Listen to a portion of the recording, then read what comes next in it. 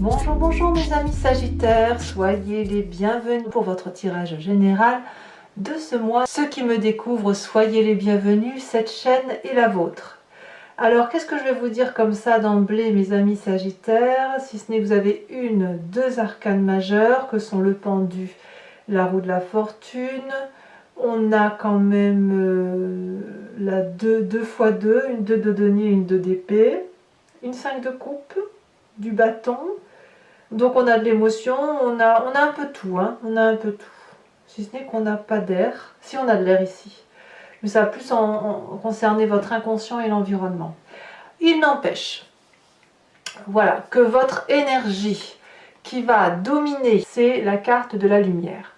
Il y a quelque chose qui relève d'un commencement intellectuel qui s'élève, qui soit vous augmentez en spiritualité, en philosophie peut-être aussi, mais il me semble que sur tout ce mois, vous allez avoir un apprentissage qui va se faire à travers le comportement des autres, à la lumière de la compréhension de certains mécanismes par rapport aux autres.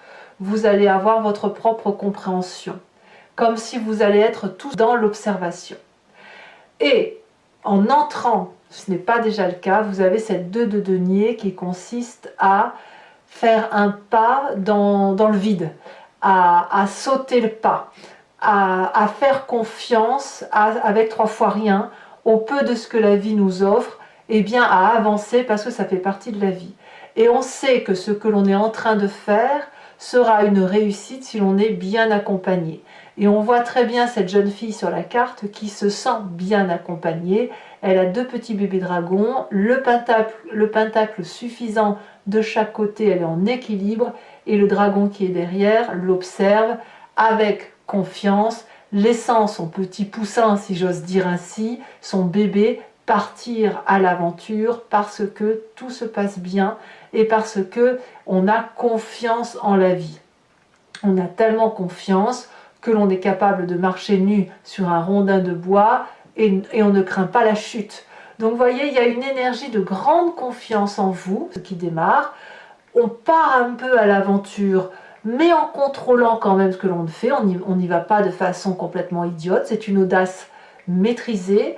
Et avec cette audace que vous prenez et cette observation de l'environnement, ben vous avez cette ascension vers une plus grande luminosité de compréhension de votre vie. Alors, qu'est-ce qui se passe dans votre environnement pour vous faciliter cette tâche? Eh bien, dans votre environnement favorable, on a la carte du pendu. Soit volontairement, vous regardez d'une autre façon, hein, on se met la tête à l'envers, de côté, ce que vous voulez, on se met en difficulté pour pouvoir observer l'environnement, soit on est mis dans la situation du pendu et on attend que ça passe. Ici, avec cette carte-là, la carte du pendu, elle nous déstabilise, si vous voulez, parce qu'on a la tête à l'envers, on est pendu par les pieds et on ne sait pas quoi faire. C'est surtout le fait de ne pas savoir quoi faire qui est déstabilisante parce qu'on n'est pas habitué à observer de cette façon ou on n'est pas habitué à être dans cette position, c'est pareil. Et ce qui est curieux, c'est que c'est compliqué pour vous à cause de ce qui se passe, de la situation dans laquelle on vous met, mais en même temps, c'est pas infranchissable comme difficulté, en ce sens que les dragons peuvent tout à fait vous aider si vous les appelez, hein. On voit que vous êtes bien entouré, vous avez aussi tout à fait la capacité de vous redresser comme cette personne qui est pendue, à la condition que vous avez de bons abdos bien évidemment, et d'attraper la corde et de remonter par la corde, ou de vous laisser tomber, en bas c'est de l'eau.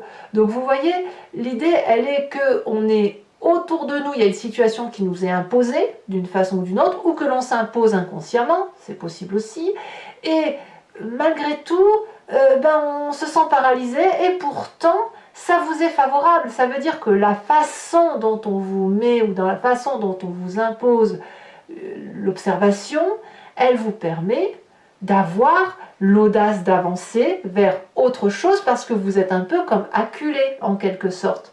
Et ce sentiment de ne pas, comme si vous aviez le dos au mur, ou vous êtes face à un mur et que vous n'avez pas d'autre choix que de percer le mur pour avancer dans la grotte et voir un peu ce qu'il y a.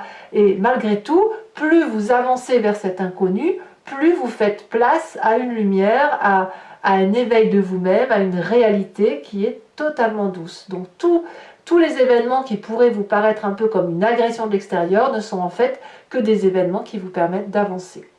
Environnement défavorable, par contre, c'est une émotion de tristesse émotionnelle. Peut-être que vous quittez quelqu'un, peut-être que vous quittez votre travail, mais enfin il y a une situation émotionnelle que vous pensiez bonne et douce et vous ne la supportez plus.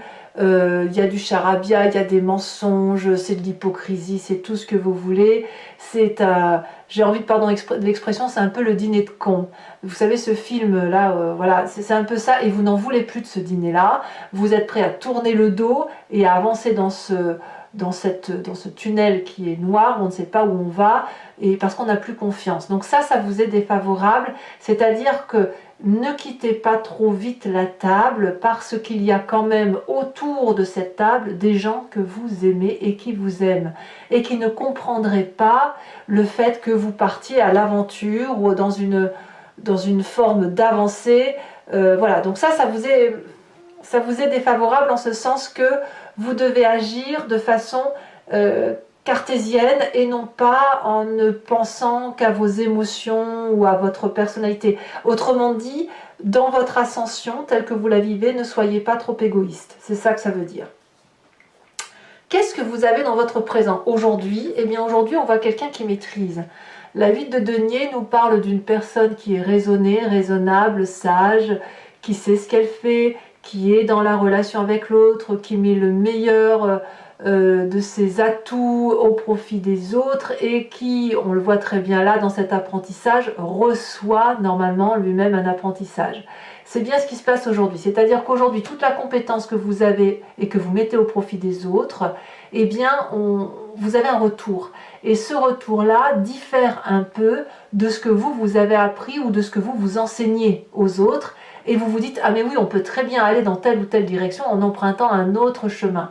Et là, on vous invite dans votre présent, ou peut-être même que vous le faites de vous-même, à emprunter des chemins qui sont peut-être un peu au contour flou parce que vous ne les connaissez pas, vous ne les maîtrisez pas, mais il n'empêche que vous allez dans la même direction que la vôtre. C'est-à-dire que celle que vous enseignez, si vous préférez. C'est-à-dire que vous avez le chemin tout tracé, et puis on vous dit que pour arriver à ce but de chemin, vous pouvez aussi prendre le chemin de traverse.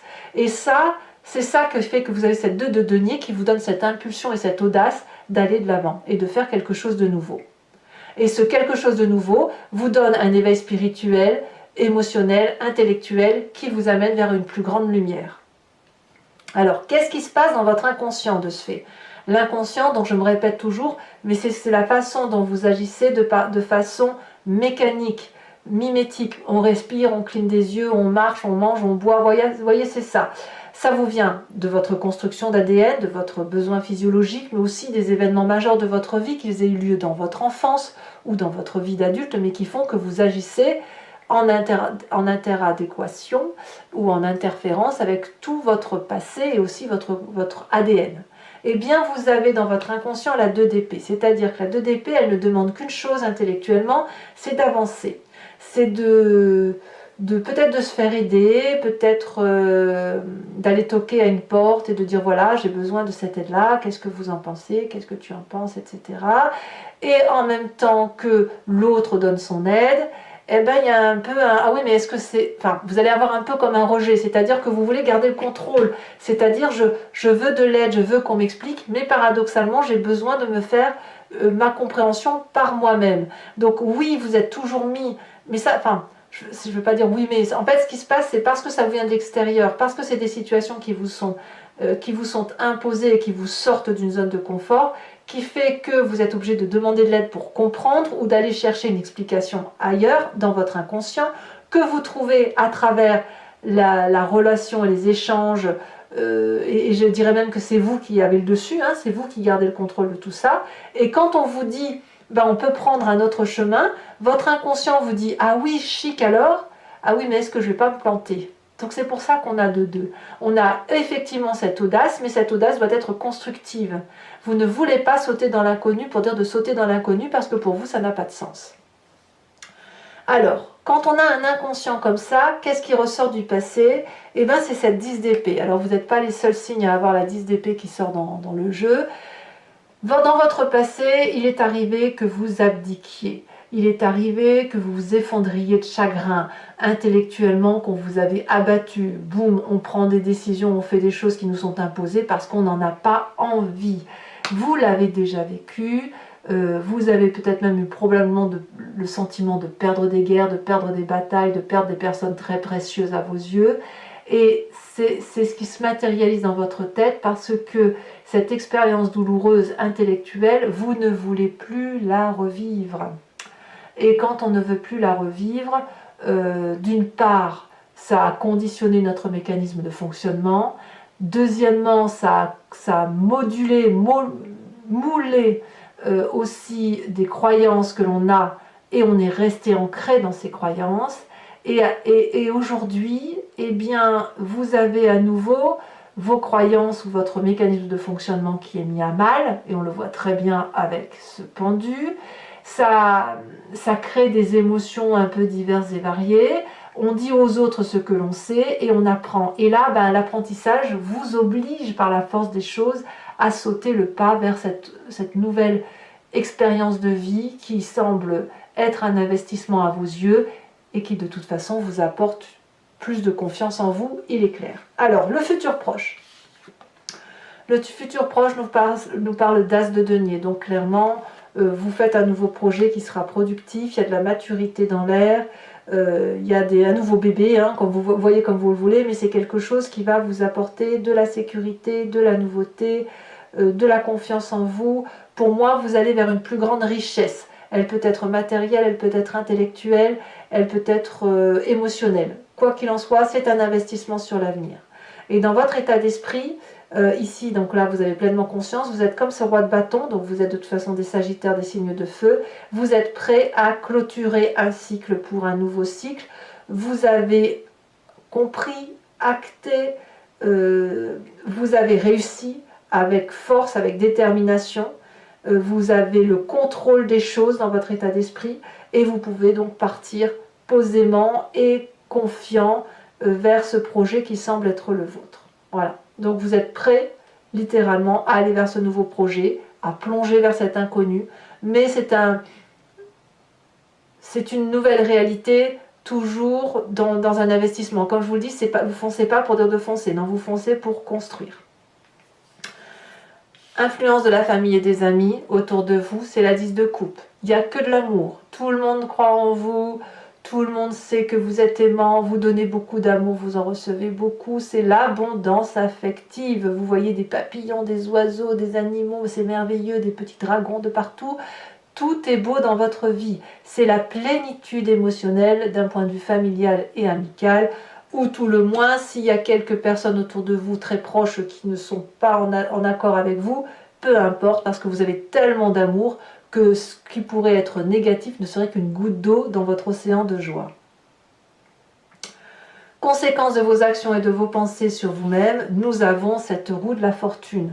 Vous allez laisser la chance à votre état d'esprit, à votre corps, de se laisser porter par les événements de la vie, au même titre que cette 2 de denier, parce que ce sera tellement enrichissant intellectuellement, émotionnellement et d'un point de vue de l'investissement, que vous allez pouvoir littéralement vous laisser porter vers cette nouveauté qui, à mon avis, ne peut être que favorable.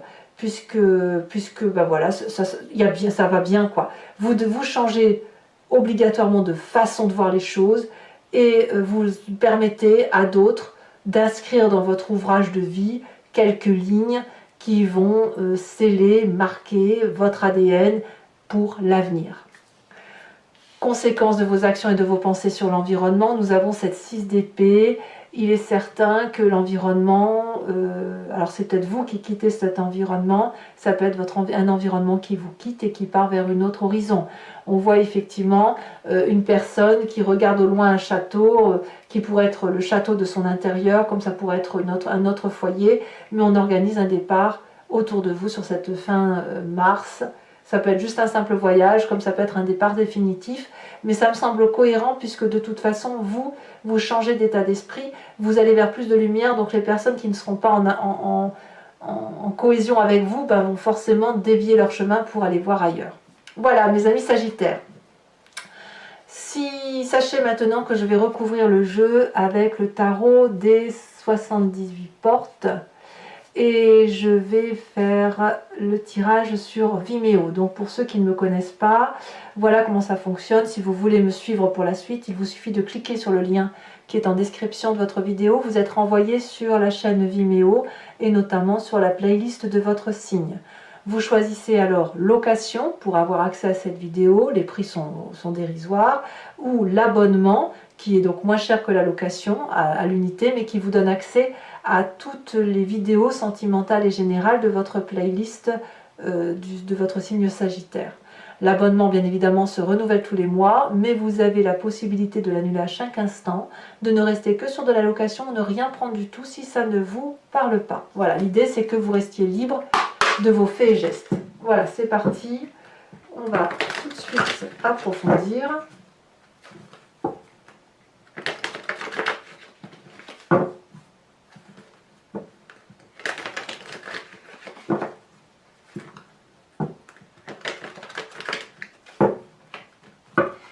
Alors, qu'est-ce qu'on a sur cette 2 de denier pour mes amis Sagittaires?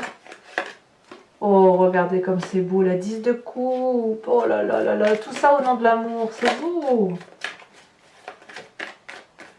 Voilà, tout ça au nom de l'amour. Nous avons dans l'environnement favorable 5 d'épée sur le pendu.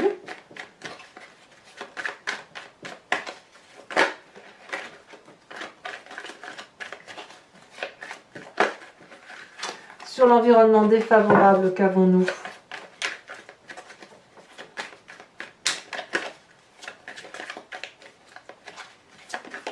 Elle a sauté.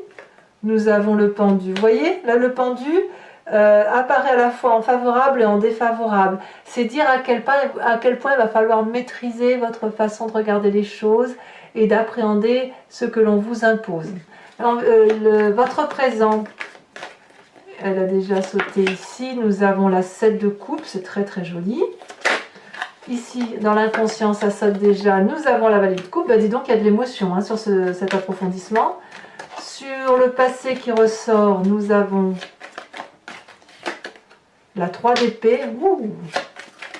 Le futur proche, la 6 de coupe. C'est très joli, la 6 de coupe. Votre état d'esprit avec cette 3 de bâton, nous avons la cavalier d'épée. Votre présent... non pas votre présent, mais bon, c'est un peu l'entrée. Famille et amis avec la 10 de coupe. Nous avons l'empereur. Influence de votre action et de vos pensées sur vous-même. Nous avons la 4 de bâton. Et influence de vos pensées et de vos actions sur l'extérieur, la 2 de denier. La 2 de denier, c'est exactement la même. Donc, clairement, vous partez. Si vous partez même pour un autre projet, ce sera par rapport à une autre personne. Hein. On voit qu'il y a 2 personnes qui se rencontrent là. Voilà, donc c'est pas terminé. Je vous rajoute aussi une carte ici.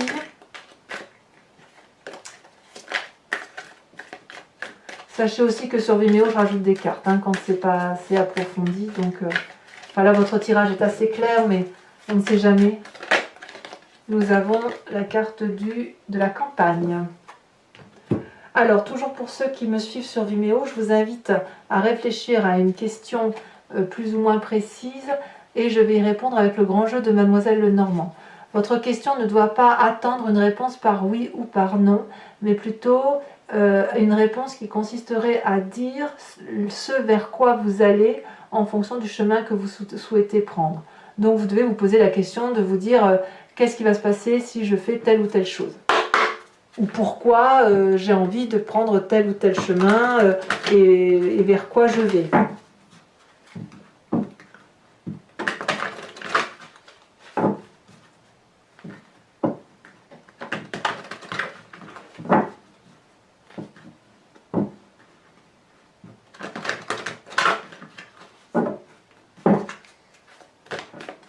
Alors, Il nous faut 5 cartes. On va déjà sauter. Nous avons la 10 de cœur.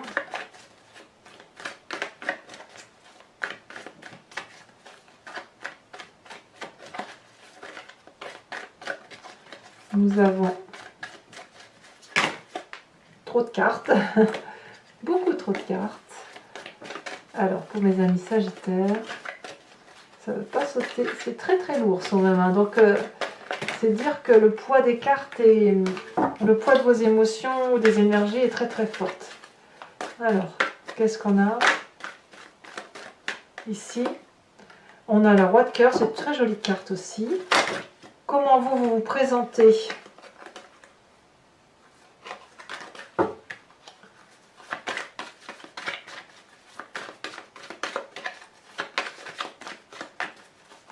Comment les Sagittaires? Oh là là là là, il y a trop de messages. Trop de messages. Il y a certains Sagittaires, je pense, qui doivent avoir le sentiment de qu'ils vont mourir. Alors attendez, dans ce sens, pas mourir physiquement, mais mourir intellectuellement parce qu'ils sont dans une situation de souffrance. Ouais, bah, voyez, là on a la 3 de pique. Allez, voilà, vous voyez, ça ressort. Ensuite, les deux prochaines cartes. C'est curieux, hein, je vous dis ça parce qu'il y avait une carte qui s'est retournée, ça fait 2 fois qu'elle se retourne.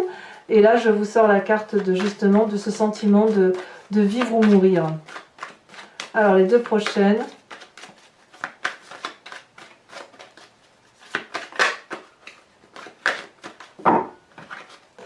Allez.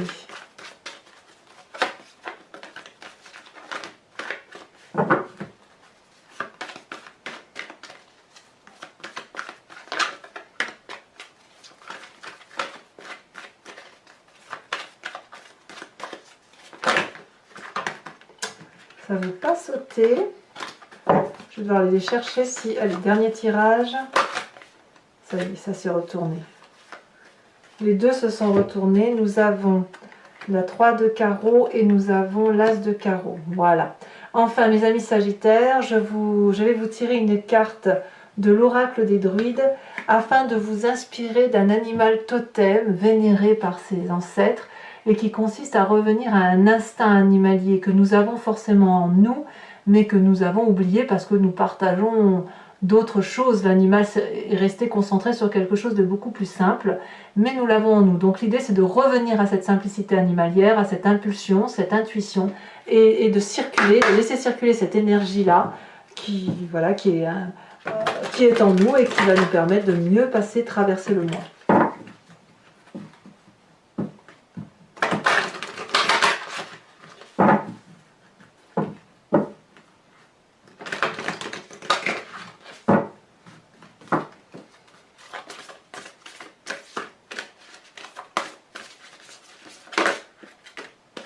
Et ben voilà, on vous invite à être cette abeille, mes amis Sagittaires.